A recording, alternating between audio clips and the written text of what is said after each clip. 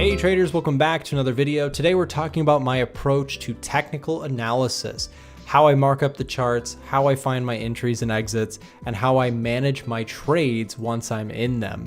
Now, I'm gonna just give you a couple quick disclaimers about my strategy before we get into the logistical stuff. My strategy on a technical perspective is some of the most basic textbook stuff. You probably already know everything I'm about to go through, and it's so simple that it might even trigger or upset people at how simplistic it is, because there's no fanciness, there's no, secrets, there's no magical formulas here. I am using basic market structure and price action, as well as support and resistance, to gauge when I buy and sell things. Now, I should also make another disclaimer. I don't claim my stuff is the most amazing, game-changing, groundbreaking stuff. I actually think that for me and for many traders that I know who are, actually profitable and have shown broker statements like I've done on my channel, I don't say that to brag. I show you that to not waste your time. I've showed you guys my broker statements. We'll pop up a picture on the screen. I mean, this is a couple years of track record of data that I've shared, logged in publicly. I'm telling you that to tell you that simple can work, and don't let the whole world tell you, don't trade like a retail trader. Well, I'm walking proof that you can use some of that simple textbook stuff, and it's not all nonsense. It can be very, very powerful stuff. He is the chosen one. With that out of the way, let me also make another disclaimer. 75% plus of my actual edge per se does not come from chart markups. My edge mostly comes from a combination of these three things: FA, SA, and TA. Okay. What do these stand for? Technical analysis is what we're talking about in this video, but most of what I do, the 75%, comes from sentiment analysis and fundamental analysis. What are these two things? This is looking like at economic data, what the Federal Reserve is likely to do next, how the consumer is holding in, how jobs data is looking. This is where the majority of where I would say my edge in the market comes from. This, in combination with a really rigid risk management plan, that's where most of the edge comes from right up front. I don't want to waste your time. If you're looking for fancy technicals, you can click off this video now. Most of my edge comes from the fundamentals and sentiment, also considering what market participants are looking into, what the commitment of traders data is showing us, what surveys are showing us, getting a read for how consumers are feeling, as well as getting a read for what institutional money is doing or what the crowd might be stuck in, or are they stuck in a short squeeze. I will just give a disclaimer to this video. Majority of what my actual trading decisions come from these two things. A minority, which we're going to be talking about in this video, is the technical side. How do I mark up a chart? And what do I use technical analysis for? So these two things, FA and SA, fundamental analysis and sentiment analysis, guide my directional bias, whether I'm bullish or bearish on a particular chart. But the technical analysis still plays a key role. Now that hopefully if you're still with me and I haven't scared you off now, I'm not saying technical analysis is useless. In fact, I use it and it still makes up 25% of my overall trading strategy. Technical analysis, however, is far more suited for me for the red lights and green lights, the stop lights, the go lights, entries, and the exits, and the trade management. It still plays a key role in what I do for my momentum-based trading style that I talk about regularly on YouTube. So in this video, we're going to talk about how I mark up the charts, how I manage trades that I'm in using simple textbook technical analysis. Again, nothing fancy. Most of this stuff you probably know all about. With that said, let's jump into it. So, and I'll also just say, if you'd like to, you can pause and open up this other video. If you want to get more into the fundamental analysis side, I'll share my full trading strategy video that I did in the top right hand of the screen right now. This includes the technicals, the fundamentals, and the sentiment. But now we're going to narrow our scope really to talk about the technical analysis side of my trading strategy. So when I say simple technical analysis, I'm talking about very straightforward price action, market structure. We'll put MS for market structure, price action. I'm looking for higher highs, higher lows, or the good old fashioned lower highs, lower lows, right? This is your simple trend, marking up of charts. So when I'm looking at this chart of gold right now that I've got pulled up, what we can see here is higher lows and higher highs, higher lows, higher highs, right? Higher lows, and then we're starting to potentially turn back the other way right now. Now, once I have that, there's another key thing I want to just start off with. I'm looking for the simple technicals. I'm looking for support and resistance, market structure, trend direction. I also typically find myself personally spending most of my time on the 4-hour and the daily chart. I'm mostly a swing trader. That doesn't mean that you can't trade lower time frames. And of course, this video is what I do in the markets. It's not the only way to do it. This is what I do. I typically find myself on the daily chart and the 4-hour chart. I find these things are more compatible with my fundamental analysis approach, but also I also find the technical charts to be much cleaner on the higher time frames than on the lower time frames. I think the lower time frame you get more noise, you get more whipsaws, you get more, dare I say, market manipulation, that sort of thing, if you want to go down that path. Really, I just think there's more clarity, more cleanliness on the higher time frame charts. Also, really quick, I just wanted to mention that if you're not already inside of our Telegram channel, we have free value being posted there between myself, Frank, and our team who runs the Telegram. We're posting free value for traders every single day. So make sure to tap in. The link will be down below in the description. So I've got a chart here of the S&P 500, and I'm going to just go ahead and wipe it clean. And I'm going to just show you how I would mark this chart up from a support and resistance perspective.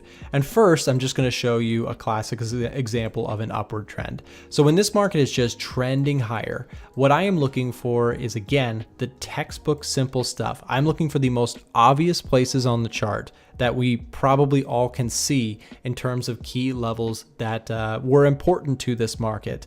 So for example, we can see that this level was a level of resistance. You had a couple different points where the market rejected this general area. And again, I do use zones rather than lines just because I think the market has, there's people trading on the lower time frames, there's people trading the higher time frames, there's institutions that have to build positions gradually.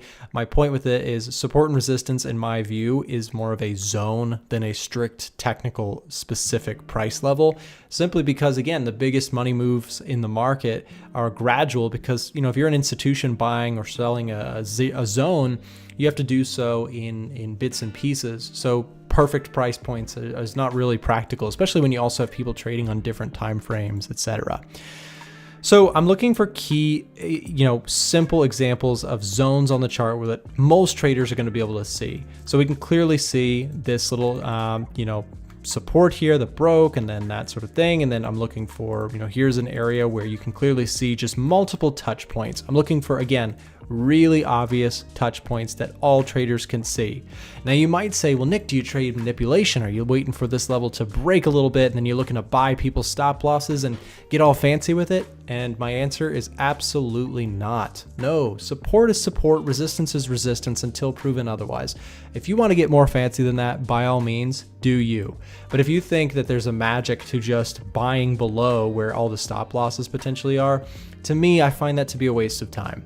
A support level, if is in a strong enough uptrend, should just hold like a bull on parade, right? If something's really support, it should just nail the bid and push off of that level. So anyways, I don't really trade any sort of, liquidity grabs or anything like that. That's just not, to me, necessary for my own trading style. Again, I'm using the most basic support and resistance that you've seen 100 million times. I think there's validity to just keeping it really simple. I'm looking for key levels, resistance, broke out, and I'm looking for break and retest entries. The simplest stuff, again, in the entire textbook.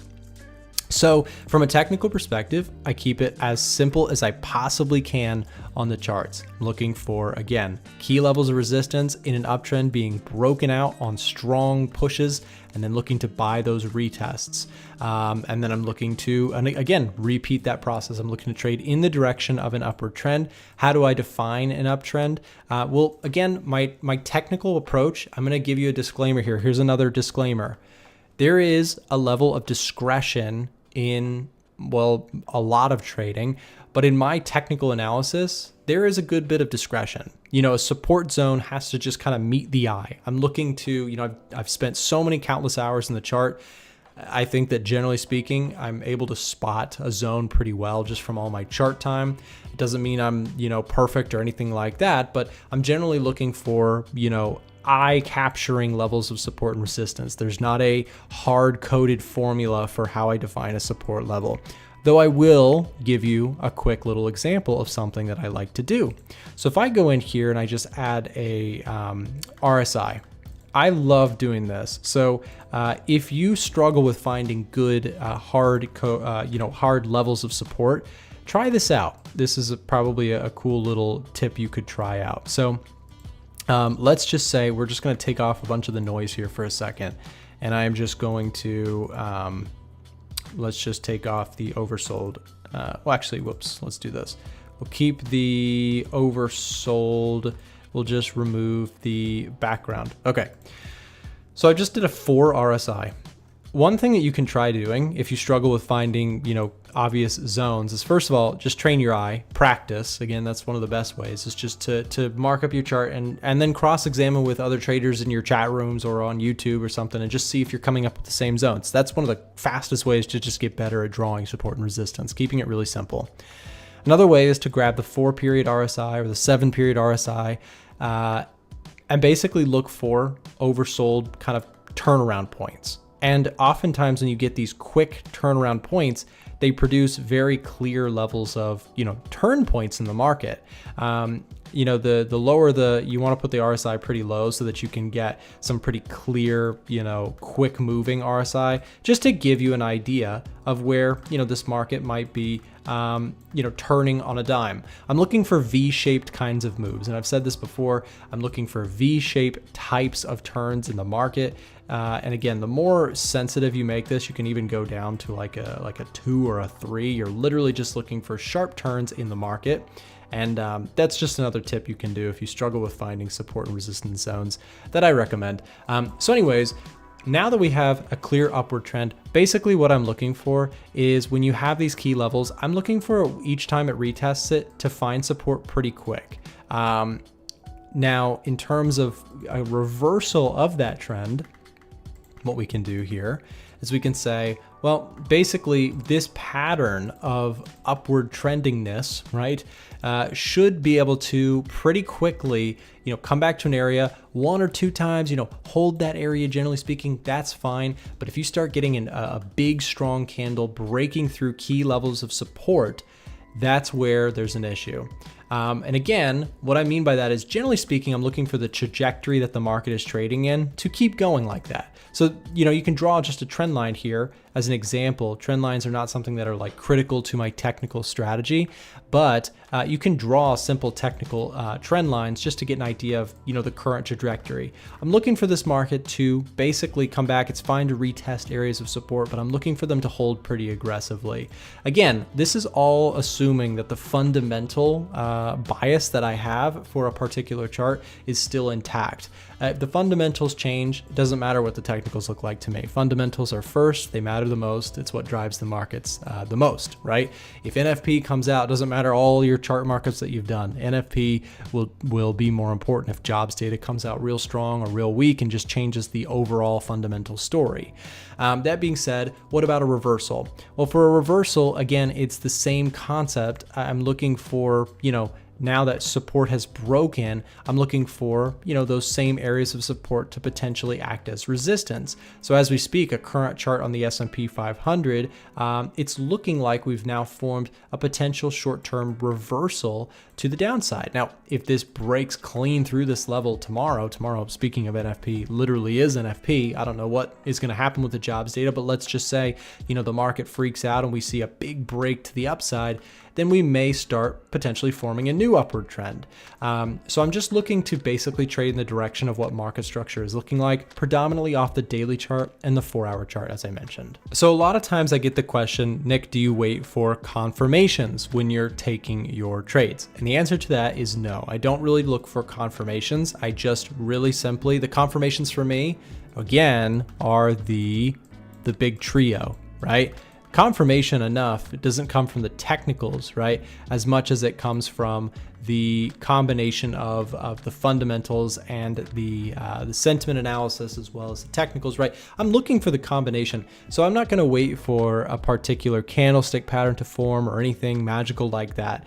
A zone is a zone for me. And, if I'm gonna, let's say I'm just bearish on the S&P 500 and this market came back to what was support, broke through that, and let's just say that I think the fundamentals have shifted and now things look kind of bearish. Well, fundamentally, maybe I take that short right at that level. I'm not waiting for a candlestick. I'm not waiting for a pin bar. I'm not saying that that is wrong to do. And I want to add, it doesn't hurt if I see those things. I'm very well aware of what a pin bar candle tells you about the market. It's, you had a big push and the market, couldn't hold it, fell back down. That's not a perfect indicator of what the market's going to do next, but it doesn't hurt to see confirmations like that. It's just what I'm telling you is I don't need to see that in order to execute a position. For me, the confirmation I get enough is simply my fundamental and sentiment analysis that I've done beforehand. And the technicals, the entries, are simply just going to be zones, right? I'm just going to use those zones, higher highs, higher lows for uptrend buys, and lower highs and lower lows for downtrends, for sells or shorts. So again, not looking for any sort of confirmation candle. I'm not looking for, 5 confluences on the technical side. I'm really just keeping it simple. Market structure plus support and resistance zones for entries and for exits. Now we can move on to arguably the more exciting part. Let's say I'm in a good trend. How do I use technicals to actually manage the position? Now, quickly before I get into this, I also want to mention that sometimes you'll see on my charts that I do use trend lines or that I add Fibonacci retracements into some of my chart markups. And I just want to add, this is like the seasoning to, making a good steak, right? The good steak for me is, again, going back to the big 3. To make a good steak for me, it's mostly going to be these things, right? This is a good cut of meat, that sort of thing. And then the seasonings are going to be your trend lines, your Fibonacci retracements, that sort of thing. But the core is just simple market structure, supply and demand through support and resistance, right? Again, really simple stuff. And it works for me. So I'm telling you what I'm doing here. And again, I'm not trying to pat myself on the back, but I'm telling you, if you're having doubts about what I'm saying, I've shown you my broker statements for the last 4 years. I'm not here blowing smoke. I'm not making this stuff up. Yes, there's some discretion, which I know kind of scares people off. People are saying you don't have hard set rules for your technicals. But again, I think you can be pretty amateur at technicals and still make money if you're good at fundamentals and sentiment. That's my opinion. I really don't think technicals are nearly as important as people make them out to be. So let's keep pushing on. How do we manage a trade? So, once I'm in a trade, let's just say, for example, I don't have a short position on the S&P 500, but I do have one on the Russell. And this Russell, this might age poorly, but I'll show you a trade that I'm currently in with the Russell. Again, by the time you see this video, this trade will either have been long gone and trailed out, or the market would have, moved, and I'll show you how I would manage in that situation a winning trade. The other thing I'll mention really quick is that some simple kind of stop loss placement for me. Let's talk about the stop loss. The stop loss is really important. I place stop losses on all of my momentum-based trading trades. Now, I do have other trading strategies that do not use a stop loss. Instead, I use options to hedge. There's other styles of trading that I do, but we're talking specifically today about the simple technicals that I use for my momentum-based trading strategy that I talk most frequently about on YouTube. Let's talk about the stop loss for a second. For me, I'm looking for a zone to hold, and if it doesn't hold, I got to get out of there. Now, I might use a couple zones. Here is a live example of a trade that I'm in myself right now on the Russell.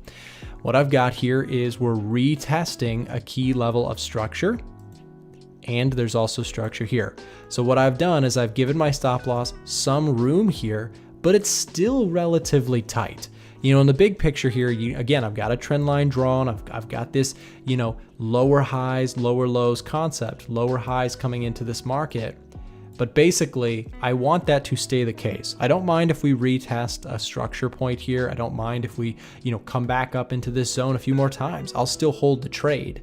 I'm happy to hold through consolidation as long as we don't nullify the idea that this is an area where we should still see sellers. If tomorrow this market rips through the highs, I was wrong. I may still like the trade short side, but I was early to the entry. And in that case, I will take a loss.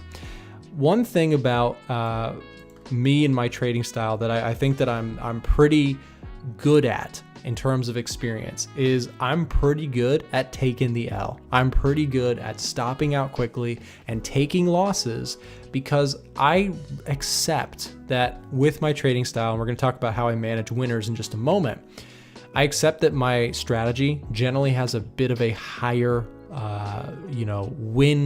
lose rate than win rate. I lose more trades than I win. It's just that my losers are typically pretty small.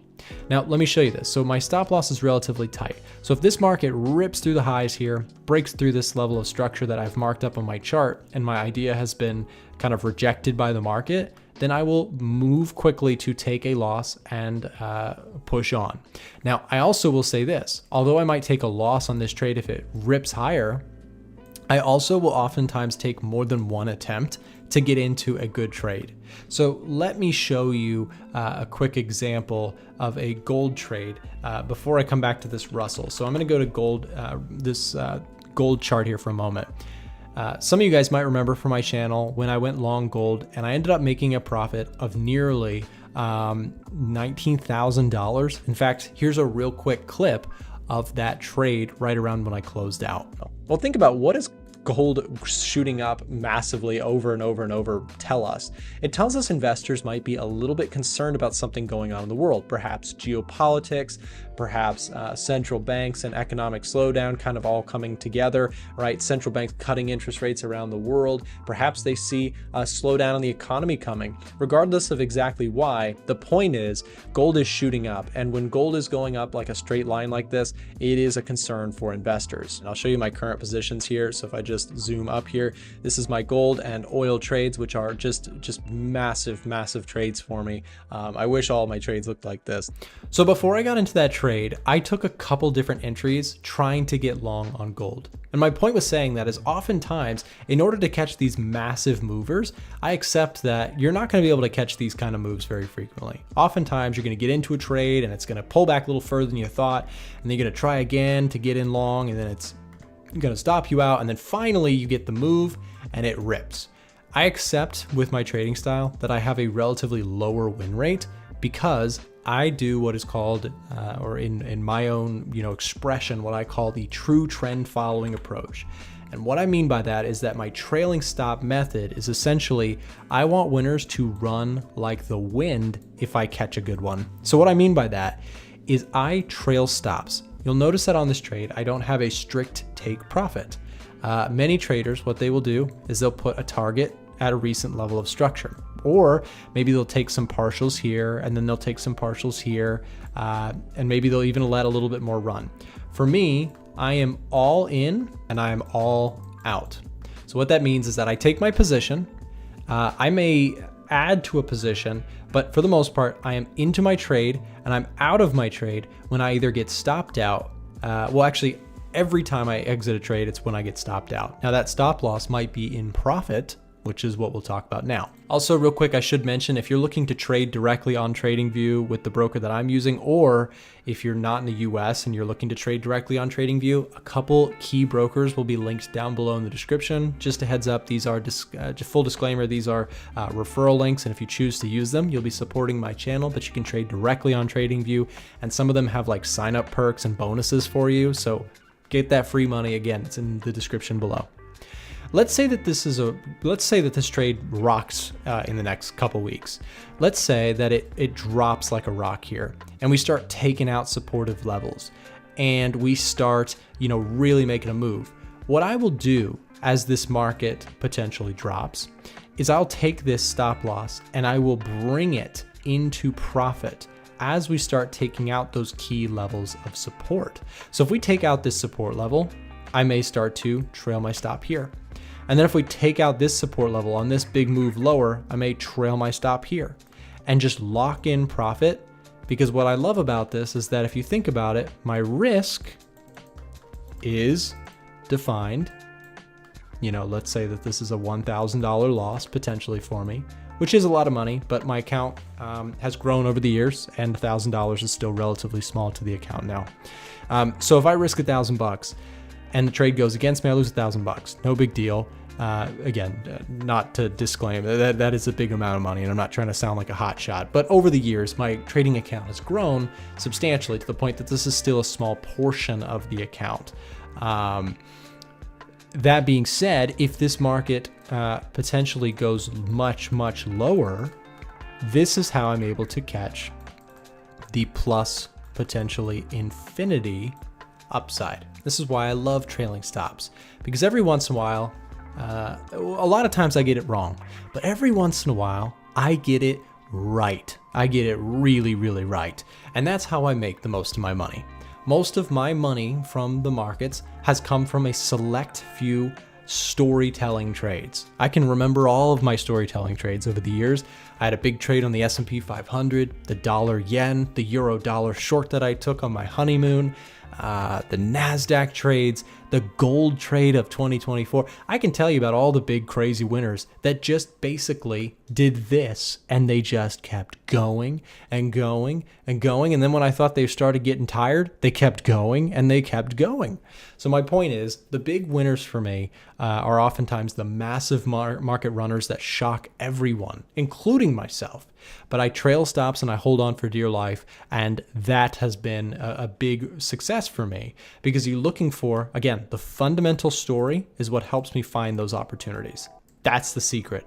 The quote unquote holy grail or secret for me is just understanding fundamentals, because 99% of traders do not want to take the time to learn all of that data. What does GDP numbers mean? And, you know, how is the Fed going to react to a hot inflation print? And, you know, where is inflation trending? And how does that impact gold? And how does it impact the indices? Again, that's where all the big money for me has come over the years, has been understanding the fundamentals and employing a simple technical approach. Don't overthink the technicals.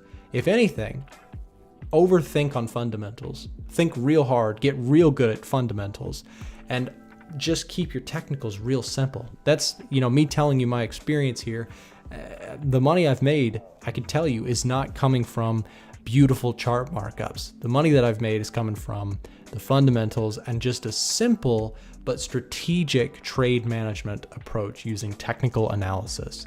Again, I lose a lot of trades. My charts are not perfect, and I don't claim to have sniper trades every single week.